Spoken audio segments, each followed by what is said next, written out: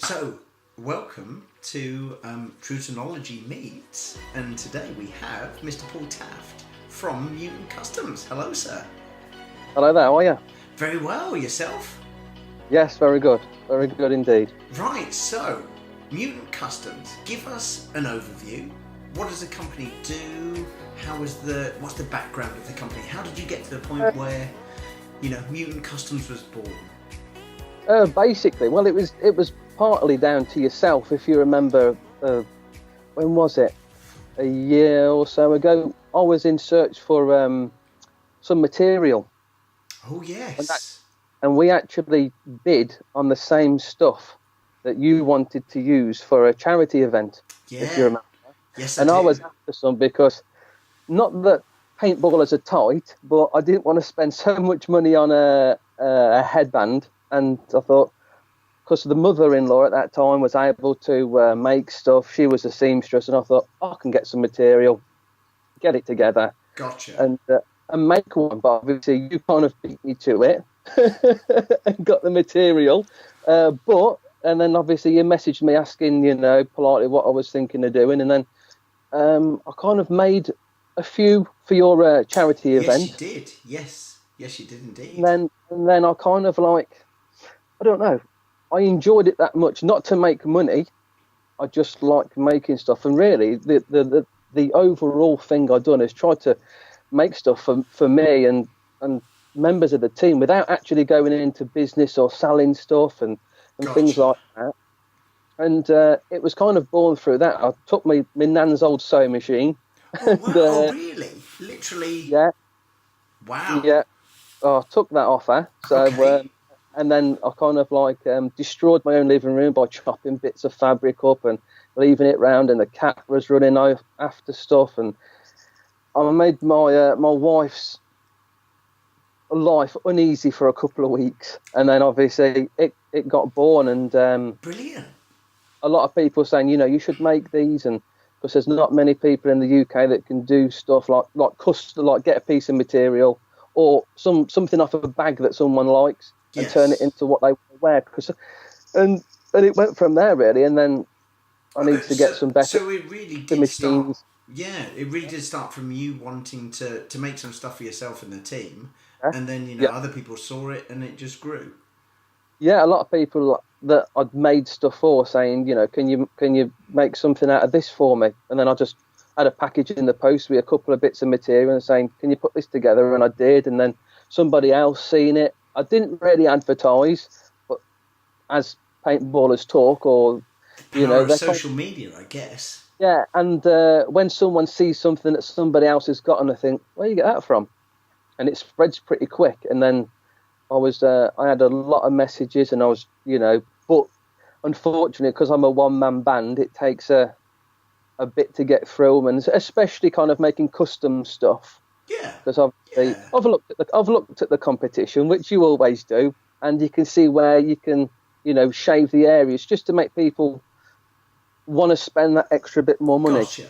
Okay, so currently, is there a certain product range that you offer, or is it a case of, talk to you about whatever, you desire type of thing, and let's see if it can be done? Yeah, a lot of people just say, can you make me a wrap? A lot of people sometimes don't really know the terminology between the two. So some people say, can you make me a wrap? And then I make it, and they're like, oh, I thought that was just one that you tie. Break it down then, like headbands for dummies. What can you do product wise? Basically, I make anything from a scrap of material into a headband. Okay, so headband is very simply long piece of fabric sewn together properly that you tie around your head. That's perfect. Perfect. Yep. Head and wrap. Then the other ones are the wraps. Yeah, I've just the same, but obviously with a Velcro mesh on, away you go. Got it. And that can be made from many material, from denim, and I've just done one in some Gucci. Real Gucci. Someone sent me a bag. Who ordered that? Who ordered the Gucci? Come on, is it Giles? No, no, it's not Giles. No, they brought a Gucci bag for like 300 and something quid from Selfridges, and I chopped it up. Ooh. Oh, I bet that was So, satisfying. and literally, it was a little bag as well. And I Really? chopped it up and turned it Sure into it a wasn't headband. Giles. Everything you're saying is pointing towards Giles. So, No, it's wow. no, and yeah, anyone, or they just see something that they like and think, oh, and then just someone has an idea for some schools, and then I find the material, get the Gotcha. material made. If it's a custom material that people want specific designs on, it does take a bit longer to get Gotcha. stuff like has to be printed, and So, that's a presumably, bit more stuff. there's a couple of options here. People, if they had a specific fabric that they owned, in Yeah, whatever shape or form, they could send that to you to be converted into the product that they wanted. yeah, If they knew which pattern or style they were after, yeah. then whatever time it takes to source is whatever time it takes to source, and then it gets made. That's it. Now, do you have an inventory of cloth patterns that Yeah, are just I waiting have, to be processed? yes, I have a set range of materials, which do a lot of people do ask me, and I have them like added onto a folder on my phone. Okay. So they contact me through my Facebook page or through my private page, and they say, "What materials do you have?" Zap like the 20 images over of the Gotcha. variation of materials, and they say, "Oh yeah, can you make that one, but do that one with tiger stripe tails?" And then it's made. Right. Love it. Now, I noticed there's I think it's fair to say, a bit of a collection of jerseys behind you. Yes, I have a few. Now, are A few. these to be hacked up, or are these like never to be touched, hallowed No, Hall of Famers? yes, basically, I do get. I buy them some, but a lot of the time, the team that I'm in, they've been around for a long time, and I have got a few jerseys from said members, but they're not to be chopped up at all. Whoa. These ones are Okay. kind of like Risk to of keep death. forever. Right. Okay. What's in the collection? I mean, we can see. Um, What can we see? A Fight Club jersey. yes, there's a Fight Club one right at the end, which yeah Now, is is a that classic. from Spencer and the crew in the States? No, that's Or actually is was that. from Marcus Davis. Oh, okay.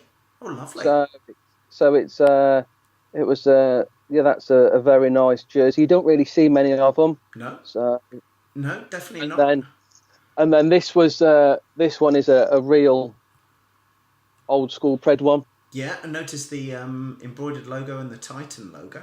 So, Yes, that's a real one. That was from another pred member. wow. So and I got yours behind me, I don't see many of them. which a lot of people was fighting over, but Don't I see got many of that. them. Yeah, don't hack that one up. What's next to that one? Is that another Preds jersey? Yes, it's these ones was Oh, look these at ones that. was a one off. There was like 6 of them made. It was Okay. something that the team was looking at doing before we moved on to the official pred camp. Oh, so that's new school Preds. Give this a go. See what we think of it. Type Yes, of there was material. Johan and the gang had a lot of input Gotcha. with making it, and yeah, that one was born. But the material, because I believe it's a very tough denim, Right. and when you Okay. start to get warm, you couldn't really breathe in it, and then Oh, there was no flex in it. So they looked at other avenues. We had another Preds jersey before that, and then we moved on to the new stuff, which is the new Pred camp, love it. which Marcus Davis and Martin Draper have basically custom made. Right. Fantastic. Now, did I hear a whisper that you maybe had some original Predcam there as well? I have got Slash Marcus's pajamas. yes, this So, is the real deal. ooh, So some old school Rhodesian look kind at of that. World Cup stuff. So that's another one never to be seen a pair of scissors. Never to be unstitched. Yeah, now, No, okay, interesting one here then. So, although I've got a mean cross stitch, I'm not very au fait with what it takes to make a headband. In the yeah, sense of, you're a piece of fabric. What's the actual yeah, process? It's cut to a template and then yeah. created. The main thing is it is the templates and finding it. It's talking to people who have already done it for years. So obviously, I've done a lot of research and met a lot of people through Facebook who actually they don't own businesses, but a lot of people send them very rare material. Okay. And then they kind of chop them up and make headbands from them. But obviously, they've been doing it for a long time, and they've had a lot of industries with go into factories and shops, and then someone working there, Sure. getting templates, and then I've basically learnt off some of the older guys who've been doing it, and then added my process in, and learnt from them. So it is basically fabric, template, mark it all out, add everything together, and then stitch in, and the magic happens. Favourite headband you've made? What would that be? And why? I would suggest this jersey behind me, the kind of like Pred one before the Pred cam came out. Yeah. Actually had one of those, and I did chop it up. Ooh. Ooh. So because there was 6 made, and one went up for an auction. So there's only 5 now. Yes, and I was able to get hold of it, and because how them Pred patches was put on, there was embroidered, and there was embroidered very well. There was not printed because it was denim. They embroidered it, and it was a very, very good logo. So what I added to it is I kind of like chopped the material up, saved the logos, and added 3 onto 3 individual headbands. There was basically 3 that's ever been made. Cool. So, very cool. And I've got one. Tubbs, Mike from the Preds have got one, and actually there's 4. Sorry, I was able to get another Oh. logo, and 2 of them went over to America. Oh, fantastic! What was the first piece that you were paid to make? Can you remember? Who was your first customer? It was Mike from the Preds himself. Right. Yeah, I actually made him the kind of like the first Picasso, and made it from that. And I've still got it because he sent it me back to change the tails on it. Oh, really? And this is the first one. One of these, the first one that I made, and just out of bits and bobs. I was still learning at that time, and he paid me for that, and that was my first customer. Brilliant. And he did push me to get it going, and said, we should do something for this. Yeah, and, absolutely. He's always pushed me along, and obviously the Mutant Custom name itself actually comes from David Guile, believe it or not, Big Dave from the Preds. Okay. Because the story is behind just that. A friendly term of endearment for being ginger? Exactly. Is it really? Yes, he called me a mutant, and it stuck. It could have been worse.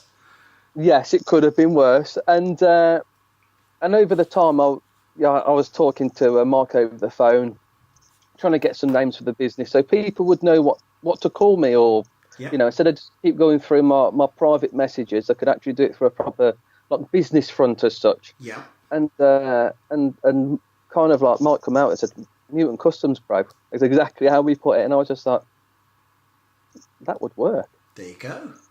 And then I come up with a couple of designs, and Martin Draper again helped me out a lot with imaging, and because there's a lot. I didn't realise how much computer work was involved. I just initially wanted to sew. Right. But so much computer work in. Boy, sew. Yeah. With making stuff, and Martin done that for me. Then I got my tags made. Right. So these are embroidered tags. Look at them. So I got those made, and then that started from there. Mutant Customs was a go. I can't believe you went red instead of ginger. Mike did say, "Why haven't you gone orange?" Yeah, exactly. He did say that. He said, "Why haven't you gone orange?" Yeah, absolutely. Absolutely. So, in terms of time, from start to finish, what would one headband take to actually make? And I appreciate there's no, average design on this. Yeah, if it's made from a more of a rare material like a flying skulls or an SS or some of the rarer, more expensive stuff, it can take anything from up to 3 days to put one together properly. Now, is that just because you don't want to make a mistake? You don't want to cut it wrong? Is that what adds the time? It's putting it together. Right. So if it's a complete one piece, if you're lucky enough to get like a trouser leg of it, you can do it in one piece, fold it over, and it could take you, a couple of hours.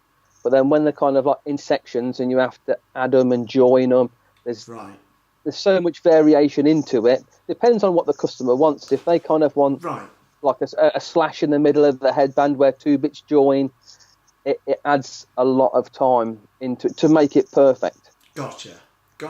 So it don't fall apart as well. That's another one. Of course, yeah. And I guess aside from the individuality, what comes across the most to me is there's a lot of pride in using authentic materials. These aren't reprints, This is genuine, Rhodesian that the Preds wore, type of deal, and presumably you'd do the same for the Turks, the Banzais, whoever. If you've got an old plain jersey that you used to wear in the 90s lying around and you want to convert it into a headband, then, fair game type of deal. That's exactly how it is. Yeah, right. Fortunately, at the moment, I've not. I've got 2 reprints of like a tiger stripe that I got, but all the other material, everything from even the real tree, like the old fluffy cotton one, I've been able to get my hands on some of that as well. So all the stuff I've got is all, and I even tell the customers when they do order stuff that the material is the real deal. That even the tiger stripe still got the all the printing in the back. Is it? Let's say I've got a tiger stripe jersey. I want to send it into you and get it made into a headband. Average, rough, ballpark cost for doing that would be what? If you send me like a jersey in, and you want headbands made out of it, I'll kind of like measure up. I'll give you a rough guess. So the best example I could use is Shelley Farmer from the ladies GB team.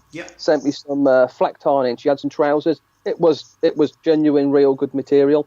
And I managed to get 7 headbands out of the trousers. Okay. Just front-sided. So as you look at a headband, it's just front and then black denim on the back. Gotcha. So if you send me your material in, I'll make them for £20 to £25 each headband that I could get out of it. Gotcha. And that's with me adding my own denim on the back. So what's that? That's approximately $40 for anyone in the States watching. Now, if you didn't have the material yourself and you wanted to buy a headband, there's obviously an additional cost because you're providing the material. What does that? What ballpark does that take things to? Just so that people get an idea of, know. It ranges from then about $40, $45 each headband. Then I've got to kind of source the material. That's the figure that I go on from. Anything from kind of like about $40, $45 onwards. Most expensive one you make today? One of the Pred ones. Ooh. That went for about $170. Okay, not too shabby, is it? But them ones are kind of like never to be made again. Of course. There was, if someone asked me, I couldn't get it because then that one is the only jersey I've got. I couldn't drop it off. Is it so? I'm assuming it's literally a case of there isn't a stock sat there off screen of I've got 10 Preds in stock or whatever. Yeah. These are all made to order as they come through. Yeah. Do you ever envisage, is the goal for that to change where, you've got, this stock of, these 10 designs become, stock? Yeah, that's it. With the material I've got, but I'd want to get kind of like a stock of so much stuff, but then still leave original material back, because a lot of people then send me a piece of flying sculpt. Literally, I've got a little piece, and then they want adding on, but then tiger stripes as tails or real tree as a tails. And then if I use kind of like all my not my old stock, but my real stock in making kind of plain headbands, then it could limit further on to making more custom stuff. Gotcha. So it's kind of like a 50-50. It's very hard to try and make a lot of stock, but then when someone rings me up saying, "Can I have half tiger stripe, half real tree?" Gotcha. And then if I hadn't got it, I've turned it into headbands. It's kind of like sitting there doing nothing. Of course. So Now, it's a bit tough, yeah. now this, you obviously have a global audience and customer Yeah. base for this. Presumably, you're getting orders from overseas, or is it all Yeah. UK based at the moment? No, everywhere from Canada, America, all over, Brilliant, all absolutely over. brilliant.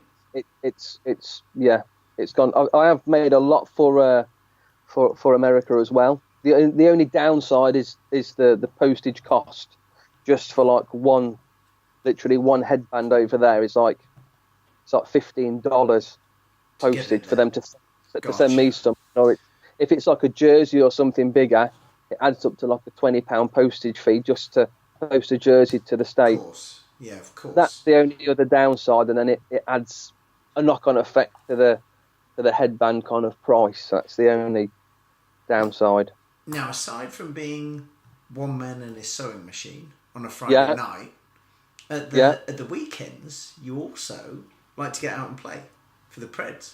yes, yes, indeed, yes. Now, Uh, tell us, you're obviously new generation Preds. yeah, You conform with the facial hair, which is great to yeah, see. You know, yeah, unlike babyface Johan. So, yes, yeah. um, how did it come about that you went from, relatively inexperienced walk-on player, I'm presuming, to, Yeah. a Well, staple basically, member of the Preds? yeah, it started from like 3, 4 years ago. I went on a stag event, believe it or Okay. not, Whereabouts and did you play? I think we went to MPF. Right, in Birmingham. Okay. Sure is MPF. We had we obviously no one realises who anybody is. We have a good time. It was a laugh, and a few of the friends was like, I want to do this a bit more. I was Right. like, well, let's get some gear together, and we'll go. So we went on all the paintball forums and the pages, Right. and I said the first thing we probably want to get is a mask because I don't want to wear nobody else's mask. And they said, well, we'll find a mask. So we brought some masks. You We went gingers. out, You're so and, so picky, aren't you? and So we went back. And then I said, I don't like using these one trigger things. So you watch it. That's what I called them back then. And these one trigger things. one trigger things. I was like, I don't like using this. So I want something like what them guys have on the TV, where there's Right. like thousands coming out.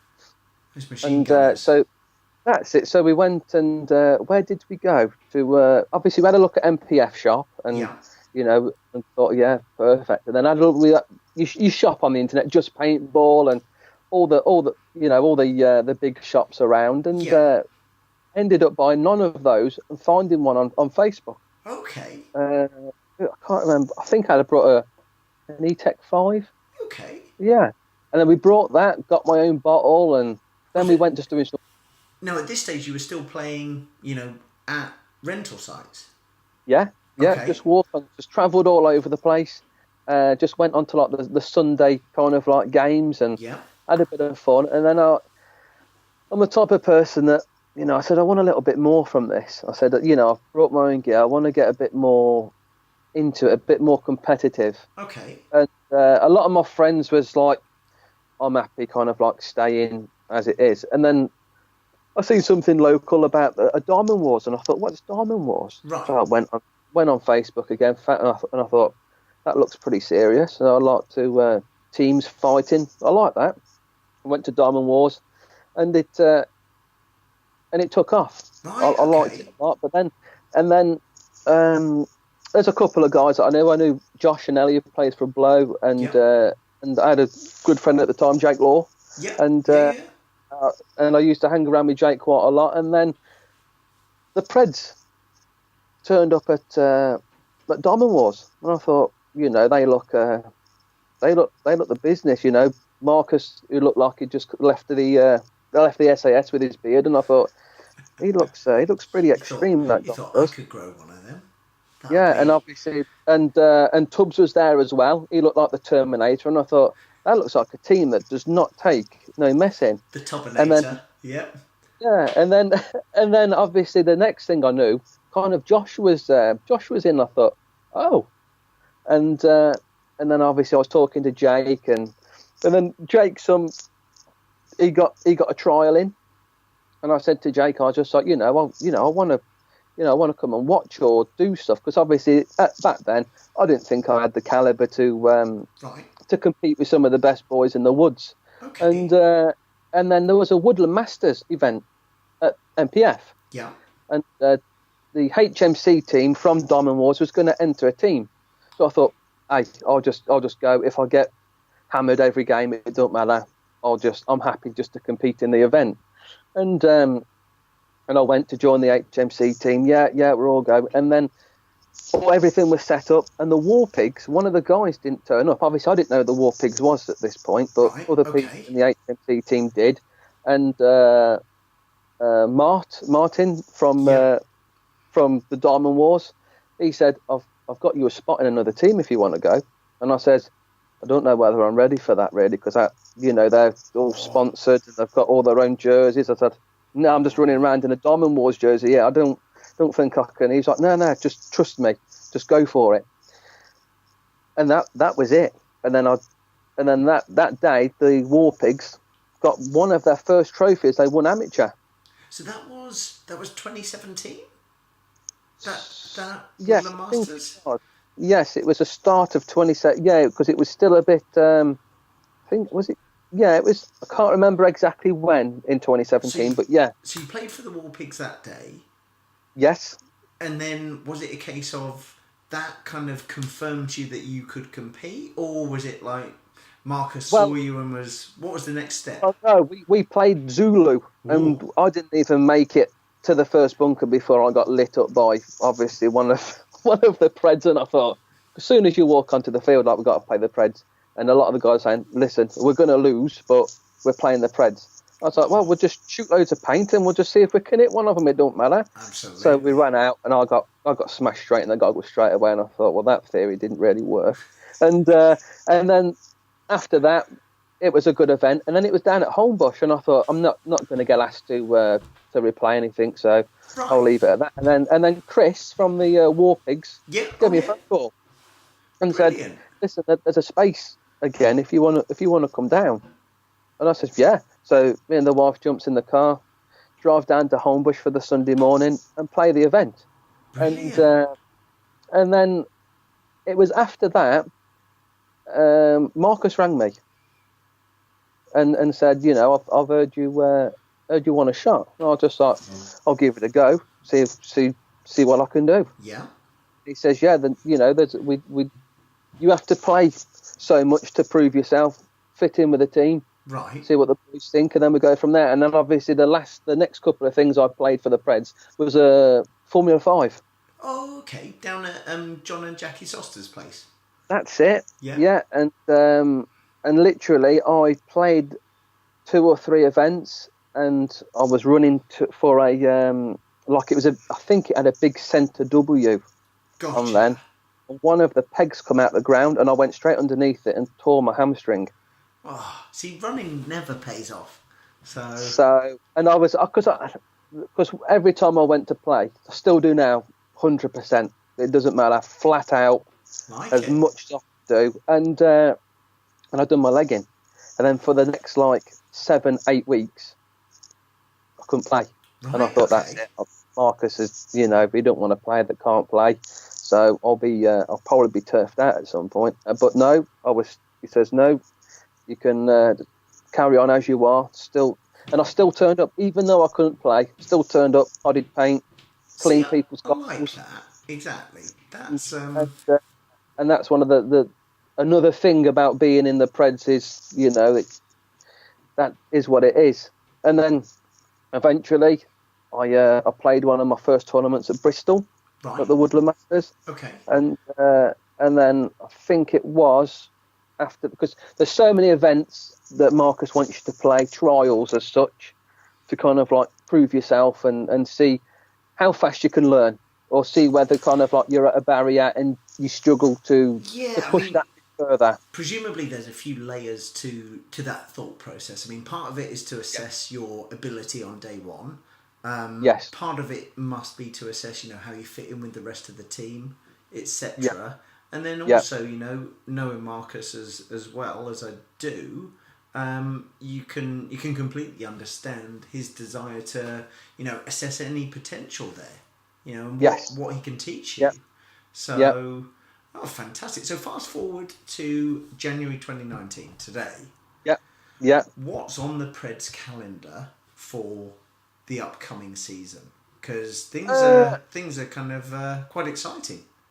I know one of the main events is the Grand Central Classic. Ooh, That is one of sounds like a good event. So not bad. That's one of the ones that we are, I would say, 100% going to be playing.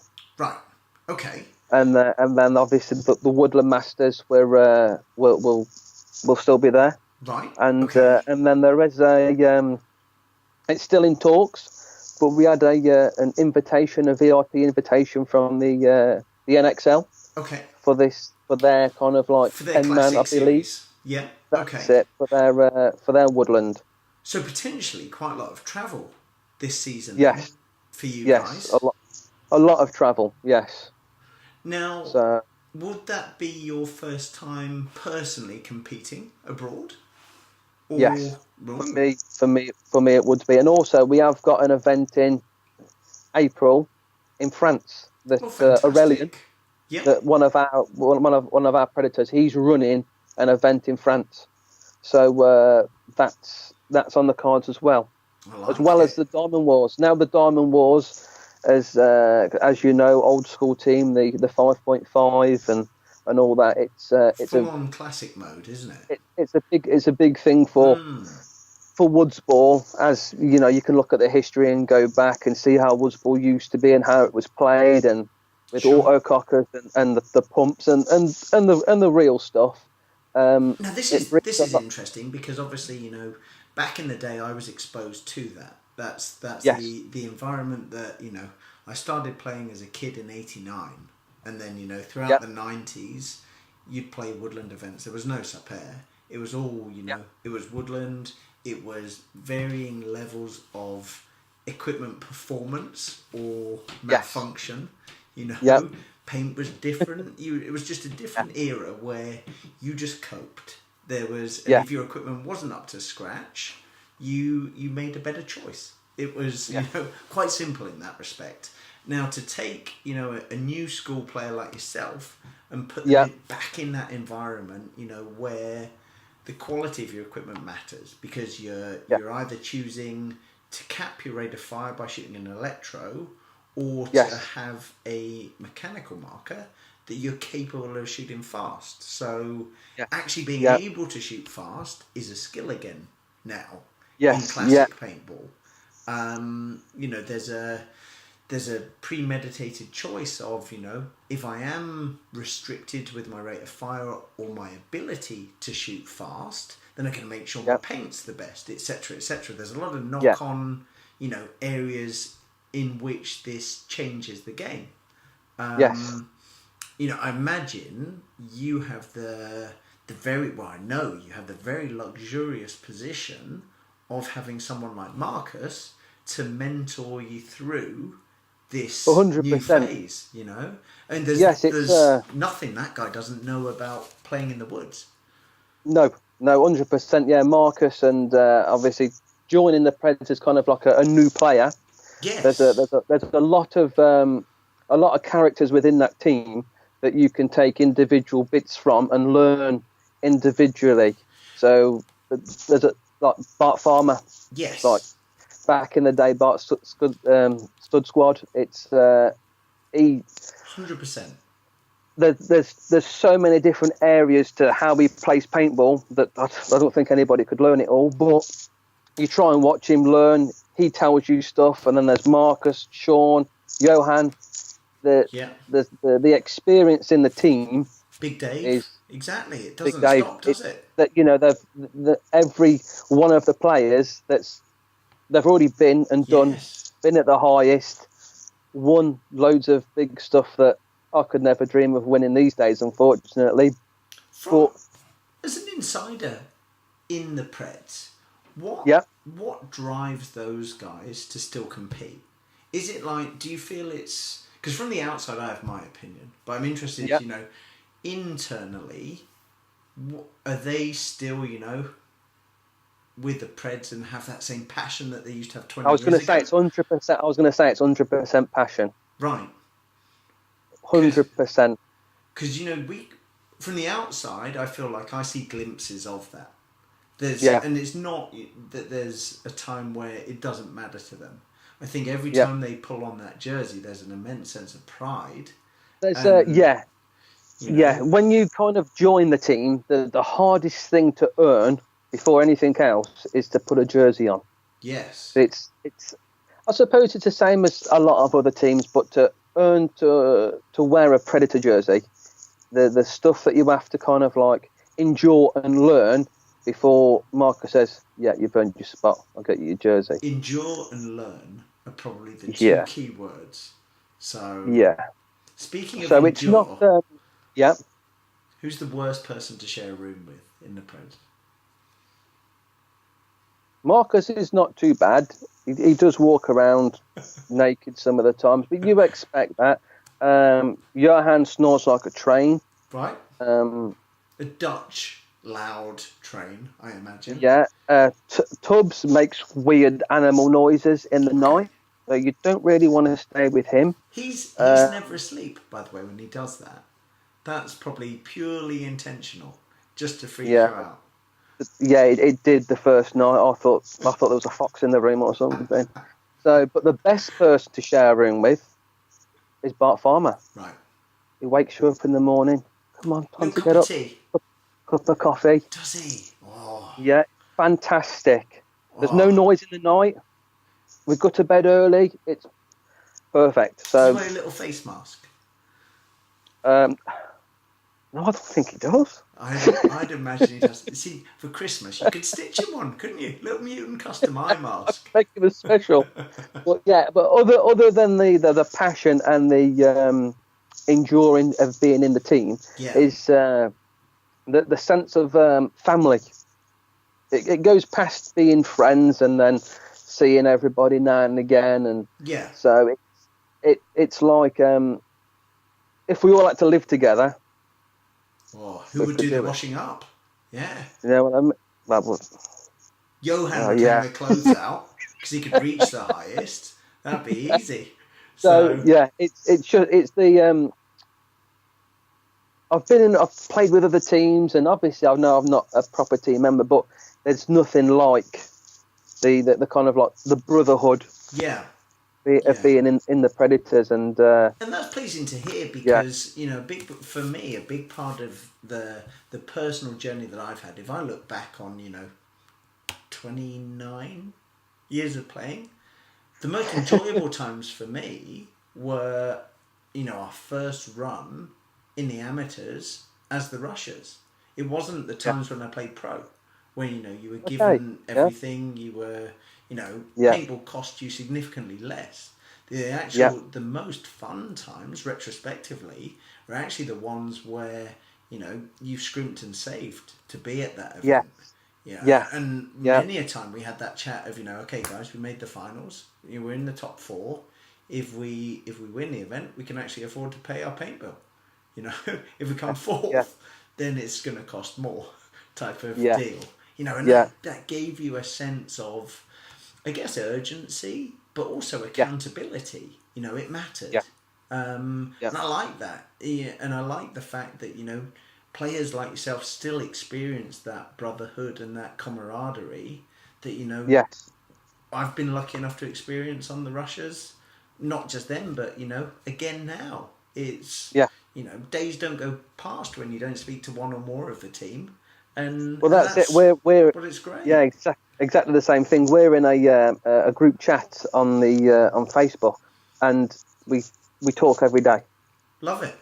We talk every single day, whether it's even nothing about paintball. It's just what someone's doing within their life. Just chit chat, exactly. So it's either Johan's currently in America sunning himself. So fantastic. It's stuff that just because you play paintball together, a lot of people said that they don't talk or they just meet up to play paintball. Yeah. So it's another thing. I know a lot of people chat on the messenger group, but In terms of the Preds this season, are we going to see any new blood come into the squad, or is it a case of all the players from 2018 are staying?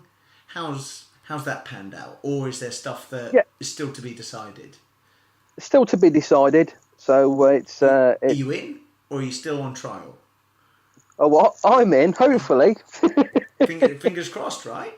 We did have obviously through the Facebook we did put some trials. Yes. For new for new members. No, that was December last year. Yes. Yeah. December last year down at Homebush. So yes. Obviously, the goal was to get new talent.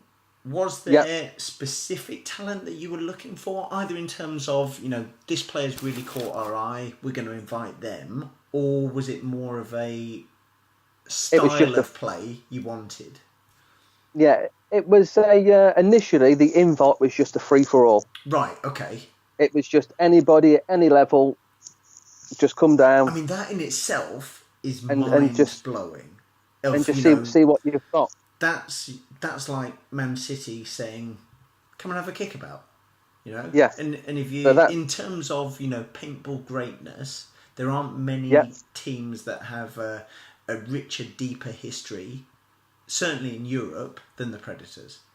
Yes. So I imagine, certainly from my generation of player, if you told us at that time you can have a chance to try out for the Preds, we'd have been as speechless then as we would be now, type of deal. Yeah.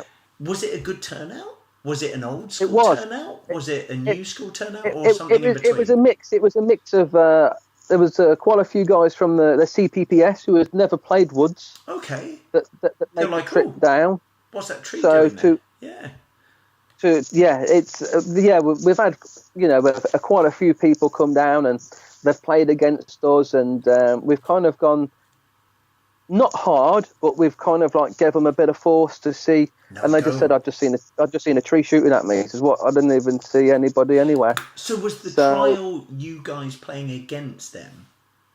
It was basically a 5v5 or kind of 6v kind of a couple of the Preds, and just to see how their movement, the communication, how they talked, their layouts, what they looked at. Because I believe how Marcus didn't really tell them anything. They just said, "There's your start gate. You're shooting that way." Gotcha. And they kind of quickly divides between themselves. And Marcus knows what he's looking for. And from going through it myself, it's a big thing with communication, talking. Most people these days, especially coming from the CPPS, have got good gun skills anyway, no matter what division you're in. Most, I'd say 99%, their gun skills are on par with most anyway. Love it. So now, I don't know if you're at liberty to even say, but has anybody been picked up from the trials? Or is that... I think there is a few in the pipeline, but I believe it's Marcus to kind of say to the world that people are in, and because I believe there may be another trial this side of the this January-ish. So, but nothing's been decided as of yet. Was there anyone who turned up who surprised you, in the sense of initially you're surprised that they came? So, say a player from another team who you've competed against, or was there somebody who you thought wasn't as good and they were really good, or you thought were to good be honest, the people that turned up all from the morning, you thought wonder if they actually make the cut. And then obviously Marcus gave them a bit of tuition, just 4 or 5 hours of tuition of working stuff out, moving around, and tips and tricks that we do. And then in the afternoon we had some more games. But as playing them, as each event, each game went on, you could see stuff that there was learning just there on that day. Right. And then the last game, it was there was a good fight there that held us back for a bit. Right, okay. So you could see initially learning, everyone's got the capacity to learn really quick, especially Yes. because how the invite was, the people who were Please there say want invisible want ink to at this stage. That would have been fantastic. That's the, how it should the, be. the people who turned up and played want to be a predator. It's Correct. not kind of just like Yeah. they're here because somebody asked them. They're here Yes. because of their own free will and they want to earn the jersey. So they'll be more in tune to listen, and their learning will be quicker than kind of like someone being kind of like, oh, come and join our team. We need another member for next year. And they're like, oh, all right. There's nobody like that. Everyone's got the 100% capacity to learn and learn quick. I like the fact that you said earn the jersey. That to me Yeah, is everything. always got always got to That's be pride in your team. Yeah, And it's kind of, as we were saying earlier, there aren't many of the jerseys behind you in circulation, regardless of the team. They've all yeah, been earned, and yeah, that's a rarity. It's not like I'm going to make 100 of these to sell 99, and yeah, keep one. It's like that's the way yeah, it should be. Now, yeah, 2019. Let's say you're playing all the UK Woodland Masters, you're playing all the classic events in the States, you're playing the Grand Central Classic, etc. You can win one of those events, but you do yeah, horribly in the rest. What do you yeah. choose to win? Um, that's a tough one. Obviously No the easy biggest questions stage. here, my friend. No, the biggest stage events, the Grand Central Classic. There's a lot of big teams in that, Yeah, and even that is down to if you win that, that is bragging rights. it is bragging Because, rights. Yeah, I mean, and I there's guess a lot of big good American teams that I believe that are coming over to fingers crossed. I mean, play there's that the event. potential of the AAs coming over. Yeah, There's the potential of the Saber Wolves and the Master Blasters coming over. I think it just yeah, hinges on dates yeah, yeah. for But all of those obviously guys. the obviously we don't want to forget the Woodland Masters. So because obviously that was initially our bread and Uh, butter. That was our tournament. and I mean, I guess you guys are doing the International Woodland Masters as well in May. Yeah, So yeah, that's another big one. Theoretically, with the Classic Series of the NXL, there could be a Classic World Cup, I'm assuming. yeah, yeah. It's Huge one to compete it for. yes, definitely. We don't just want to go just to be on the bigger stages, but as when I first joined, a lot of people say you only get the best by playing the best. True. Very So true. when you were with the Americans and in the States, there's a lot of them guys. As obviously I've got a lot of friends on there now. They're not kind of just like the Sunday gunners. They kind of like train through the week Oh, yeah. and then play all weekend. They're not kind of just like Yeah. I'm going out to the pub for like eating loads of rubbish I was food. just going to say, they go A to the lot of them are gym. athletes. Yeah. Yeah. They go to the gym rather than So have a friend called Jim, don't they? so that's it. You notice from playing certain events as the afternoon starts to go, 2-3 o'clock. Whoever's not physically fit starts to tire, and they can't make where they broke before. And in the morning, everyone's fresh. They can do these crazy runs and do all that. When you kind of like look at the American side of stuff, Yeah. they can still all do that in the afternoon. What's really interesting, that reminds me of a conversation I had with Tyler Harmon at World Cup, where Yep. the talk was along the lines of, you ready for this event? How do you think you'll get on? And to which his reply took me by surprise because, I wasn't expecting him to say what he did, but he basically said, let's see who's ready for Sunday. And this was on the Wednesday. And he was acknowledging, okay, we're going to play Thursday, Friday, Saturday, Sunday. And I'm in this to be in peak condition on Sunday. Yep. Yet still give it my all, Thursday, Friday, Saturday. The rest of the days, yeah. Exactly. When Daz, Billy and myself went out to the Atlanta 10-man in 2017, Yeah. the biggest difference that we noticed, aside from, the rate of fire and the rules, was the fact that every single American player gave it 100%. If they were playing the tape 50, they'd be bellying in onto rock. you know. Yeah. Whereas the average European player is, you know, Yeah. cautious. You know, they think Yes. about, I'm going to dive in that safe bit, and then, you know, I'll scooch in, and you know, but get shot in the process. The Americans were just no holds barred, just all out. Yeah. I'm dedicating. It's a different talent from, obviously, It's a as different I've been told. mindset, isn't it? Of, you know, Yeah. commit. Yeah. Your only job is to get there alive, and then when you are there Yeah. alive, it's to then do that job. Yeah. Do the job. Yeah. Huge. 100%. Absolutely huge, isn't it? Right, we ready for Yeah. random question time? Okay.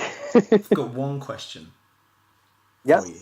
Okay, you got 3 players' names coming up, and you got to make a choice for each of them. Okay. Okay. One of them you can bunker. One of them you can have a beer with, and the other you have to boycott. You got to not speak to again. Oh, Okay. So it's a feature that I'm going to call bunker, beer, or boycott. Okay. Your 3 players are Marcus, Mark Knopp, and Bart. So, who do you bunker? Out of those 3. Oh, I love it. Who do you have a beer with? Bart Farmer. Okay, and you boycott Mark Knopp. He always picks on me on Facebook. So. Fantastic. This feature has just paid for itself. So, absolutely fantastic. Well, I think it's been an absolute pleasure chatting. Absolutely loved it. If people out there watching have kind of, you know, thought to themselves, wow, I've got this old jersey, I'd love to get made into something, or, you know, or I'd really like this or that, how can they get in contact with you? How can they, you know, find out the info that they need to make that happen? On Facebook, just in the search, Mutant Customs, and I'm there. I'm one at the top, and you'll see my little logo. And if you still struggle to find the Mutant Customs, it should be. Can you make it ginger online? If this video gets you like 1,000 extra likes on Mutant Customs, can we change the colour of the badge? Yeah. Promise? Yep. I'll get it done to orange. I'm going to hold you to that. Yep. Just at 1,000, right? I'll get it changed. As soon as I finish this call, all the red, I'll do it orange. Burn. Can we do a cool giveaway? Yeah. Of a headband. Yeah. That has to have an orange logo in somewhere. I could sort that out. Let's do it. Okay, so what you're saying is one lucky patron can win a custom headband. Yeah. Love it. Absolutely love it. I will include, let's do it this way. We'll do a draw on 1st of February. You guys have to be patrons by that date to be included in the draw. And I'll do a Facebook Live video so that we can pick a winner. Yeah. And if you struggle to locate me through Mutant Customs and all that, go onto the UK Predator page, give that a quick like. And I am posted on there, Paul Taft. You'll find me. Love it. And you'll get me through there. I don't think I'm even going to have to use subtitles for this one. This is great. So I think the Americans will love it. Wait till we get Mikey on. Subtitles will be needed. 100%. Any last minute shout outs you want to do? You know, give to the guys or whoever's supported the cause so far? Yeah, just all my customers. Yeah, it's without people buying stuff and me making stuff, I wouldn't be able to buy new machines and up quality of different threads and learn loads of stuff. So the raffles that I'm running now, they're fantastic, absolutely fantastic. What's your go-to sewing machine before we go? It will have to be an old classic Singer 241. Do you have one right there in that room? I do. It's can we get a sneak peek? Just before we go. This is the This is like behind the scenes. Oh, look at that. Look at that. So it's a bit of it's an old classic, and I got that from a guy who retired from Rolls-Royce. Really? Yeah. It was his. He was an apprenticeship there, so it's a bit of history. I don't think you can get more nostalgia in one Q&A session ever, can you? and that's it. Love it. Well, thank you very much, Tufty. No problem, Nicky. It's been an absolute pleasure. Perfect. Cheers, buddy.